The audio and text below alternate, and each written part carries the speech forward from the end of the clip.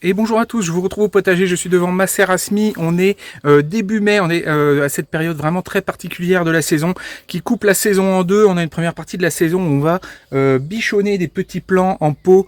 Regardez-moi cette tomate là comme elle est belle, hop, je suis obligé de reculer pour qu'elle rentre à l'écran, hop, voilà. Elle fait déjà 70 cm de haut. Une première partie de la saison, du coup, on s'occupe de nos plants, on les bichonne, on fait en sorte qu'ils grandissent bien. Et une deuxième partie de la saison où tout ça va partir au jardin, une fois les risques de gelée écartés. Cette année, d'ailleurs, on aurait pu planter plus tôt, hein, parce que clairement, la saison était vraiment favorable. Les gelées se sont terminées assez tôt. C'était un risque à prendre. Alors moi, je l'ai pas pris, hein, parce que c'est un peu comme jouer à la roulette russe. Mais voilà, ceux qui auront pris ce risque-là, à mon avis, ils auront été récompensés. Voilà, je vous montre, je pose du coup avec cette belle tomate et puis on va faire un peu le tour des semis. Je vais vous montrer le résultat de mes semis de cette année avec cette première année où j'ai une année complète, en fait une saison entière où je peux profiter de cette serre que je me suis fabriquée et je vous avoue que je suis vraiment ravi et on va regarder ça. Alors je vais commencer par un petit rappel pour ceux qui n'auraient pas forcément suivi, qui ne sont pas forcément au courant de toute mon installation. Donc j'ai une première installation en intérieur avec dans une armoire, il y a à peu près 1 mètre carré de surface avec des lumières artificielles et un chauffage sur thermostat qui me garantit une température constante et qui me sert en fait à faire germer les graines. C'est vraiment une sorte de chambre d'incubation. Mais la zone est vraiment très petite et puis les lumières artificielles c'est quand même pas foufou pour faire pousser les légumes. Et rapidement en fait j'ai une serre extérieure que vous voyez là, dans laquelle les légumes s'en vont. Hop, le Naenolacuen, le paradis des jeunes pousses. Et donc il y a des ventilations qui permettent d'extraire l'air si jamais la température monte trop, tout ça est sur thermostat. Et également un chauffage pour les premiers soirs de la saison, si jamais la température descend trop bas. Il se déclenche en gros en dessous de 10 degrés, ça s'allume. Et ça se déclenche assez peu en fait, même quand la température extérieure est très basse, parce que c'est relativement bien isolé. Et bien c'est parti, on va faire le tour un peu de tous les plans. Alors je vous montre, là je suis en caméra grand angle, hein. Donc hop, je vous montre un peu déjà tous les plans. Alors, vous voyez, il y a du beau monde, c'est une vraie forêt vierge là-dedans. On va faire un peu le tour dans le détail. Alors le soleil s'est un peu caché derrière les nuages, mais bon ça reste quand même bien lumineux. Alors là, voilà, premier bac, c'est des concombres.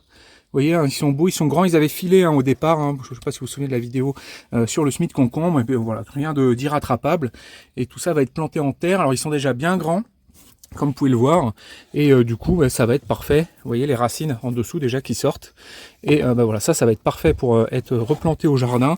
Ils vont avoir pas mal d'avance. Alors l'intérêt d'avoir des grands pots comme ça sur des concombres, c'est pas forcément flagrant, mais surtout que des pots comme ça de 8 suffisent généralement. Mais là, ça me permet vraiment d'avoir de l'avance sur la culture, et puis du coup, ils vont gagner quelques jours. Mais bon, c'est pas non plus forcément indispensable. Pour le coup, les cucurbitacées, ça pousse tellement vite que gratter quelques jours comme ça, c'est pas forcément indispensable. Mais bon, voilà, ça fait quand même plaisir, c'est ça de prix. Alors, qui se cache derrière? On a un semis de fleurs. Alors, hop, j'essaie de bien vous montrer. Donc, des cosmos. Qu'on devine là, des zinnias, là je pense que ça, ou les zinnias ou les soucis, je sais plus, non c'est les soucis ça. Et derrière un semis de physalis qui a du mal à venir, ça fait plusieurs années que j'essaye les physalis et c'est pas une réussite jusqu'ici, il doit y avoir un paramètre qui me manque. Donc j'insiste, mais il faudrait que je me documente un peu plus. Pour l'instant je fais les semis un peu au pif, il va falloir que je lise un peu sur le sujet. Alors ici mes pastèques et mes melons, vous voyez c'est joli tout ça, ça a bien poussé. C'est une taille beaucoup plus raisonnable que les concombres à côté. Ça a été semé un petit peu plus tard. Là, juste à gauche, on a les courges et les courgettes. Pareil, cette belle taille. Alors, juste devant, on a des tomates. Mais alors, c'est l'étage du dessous. Ça a poussé tellement fort que ça arrive jusqu'à l'étage du dessus. Donc, il est vraiment temps de les replanter. Et vous voyez, là, tout ce qui est courgettes, c'est vraiment joli. Si j'en attrape une, là, c'est quoi ça? C'est un butternut. Vous voyez, hop, voilà, c'est très joli. Tout ça va partir au jardin. Là, j'en attrape un autre. Ça, c'est une longue de Nice.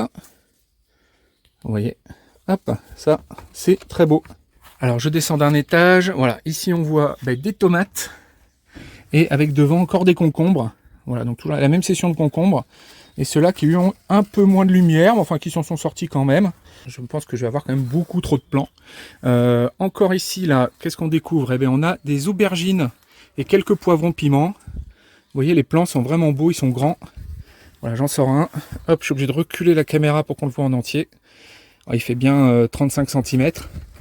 Les aubergines font presque 40 cm. Donc voilà, des plants vraiment bien avancés. J'ai vu que sur certains, j'avais déjà des fleurs qui se transformaient en fruits. Sur les tomates, pareil, j'ai déjà des fleurs. Alors il y en a qui conseillent de les enlever quand on plante les tomates, les fleurs. Bon, moi je vous avoue, je laisse. Et en tout cas sur les poivrons et les aubergines, clairement je laisse, parce que ça permet vraiment d'avoir des premières récoltes vraiment précoces. C'est un peu l'intérêt d'avoir des grands plants comme ça, c'est que ça permet d'avancer la saison. Moi qui cultive pas sous serre, ça me permet de commencer à récolter plus tôt. Donc là, quelques petits semis de salade qui sont là pour remplacer si jamais j'ai des trous dans mes salades. Alors ici, c'est encore un petit Smith Physalis qui est sorti, quelques fleurs, quelques capucines, je les ai descendues d'un étage, elles étaient à l'étage au-dessus, elles ont vraiment pris chaud, elles se sont fait un peu brûler les feuilles.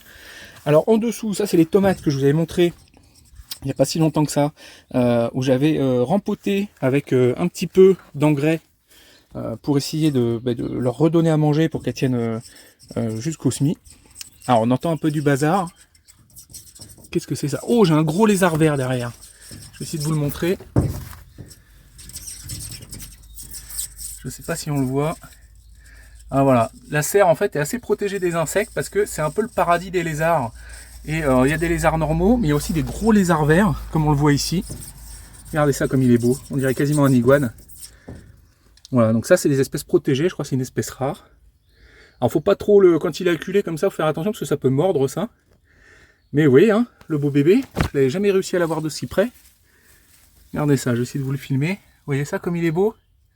Voilà, j'ai ça dans ma serre qui s'est installée, c'est assez marrant, c'est impressionnant. Et donc quand je jardine dans la serre, j'entends un peu du barouf, je les entends qui se baladent derrière. Et j'en ai chopé un une fois là-haut là, qui a attrapé une mouche. Donc voilà, il se régale. Voilà, regardez, il y en a un autre là-bas là, qui est en train de chasser.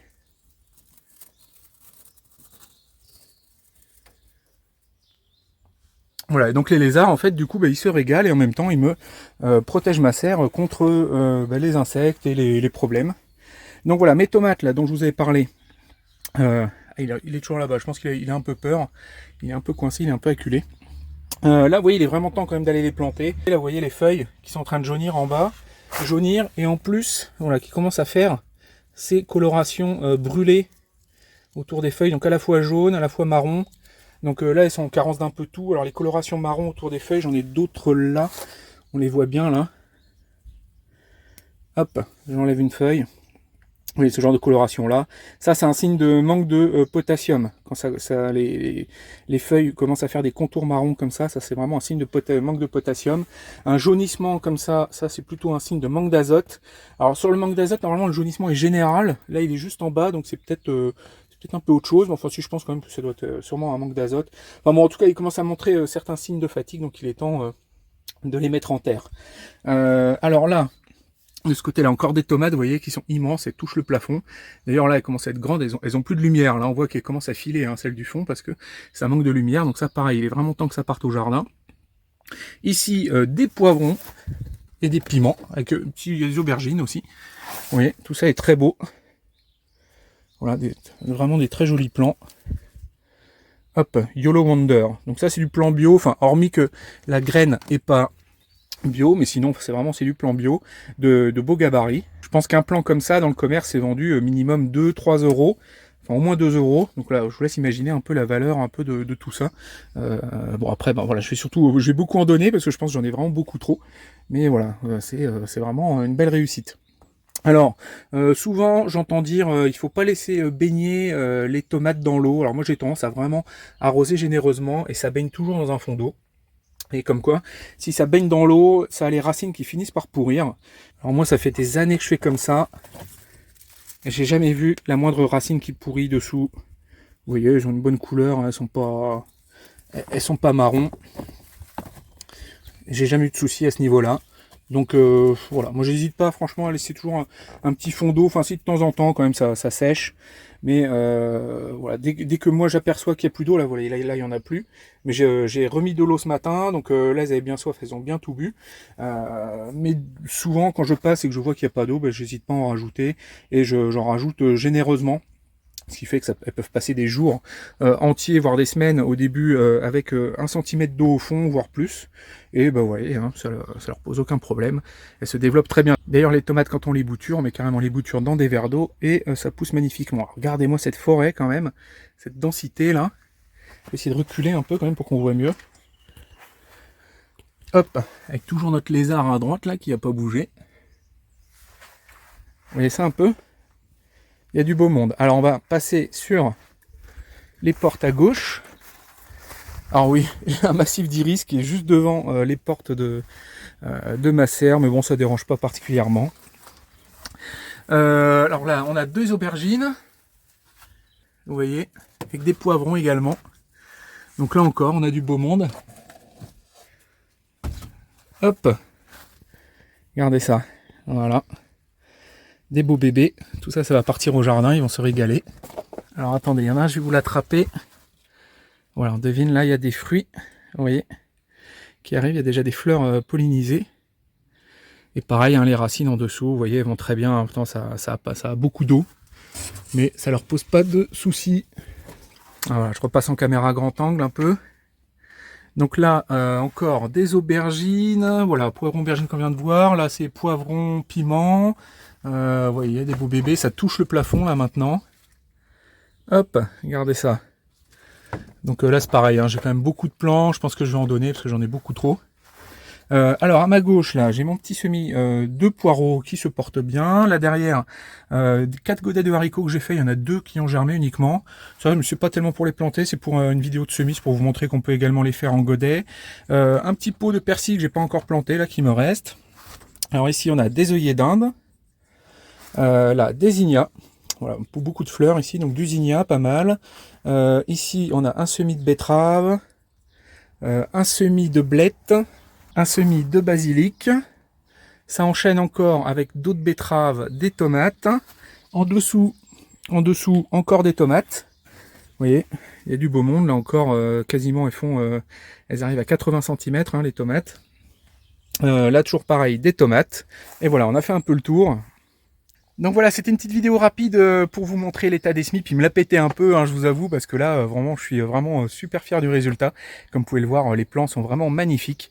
On va voir partir tout ça au jardin dans les prochaines vidéos.